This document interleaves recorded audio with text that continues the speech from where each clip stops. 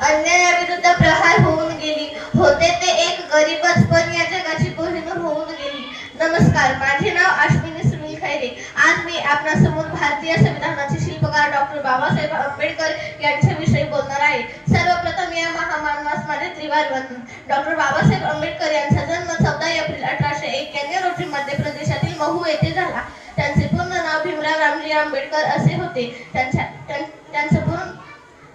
पूर्ण नाव भीमराव रामजी आंबेडकर असे होते. त्यांच्या वडिलांचे नाव रामजी व आईचे नाव भीमाबाई असे होते. डॉक्टर बाबासाहेब आंबेडकर शालेय जीवनात अस्पृश्य म्हणून त्रास सहन करावा लागला. त्यांनी दीनदलितांचा उद्धार करण्याचे ठरले. त्यांनी लोकांना शिका, संघटित व्हा आणि संघर्ष करा असा मोलाचा संदेश दिला. 14 ऑक्टोबर 1956 मध्ये त्यांनी बौद्ध धर्म स्वीकारून सामाजिक समतेचा संदेश दिला. 6 डिसेंबर 1956 मध्ये त्यांचे महापरिनिर्वाण झाले.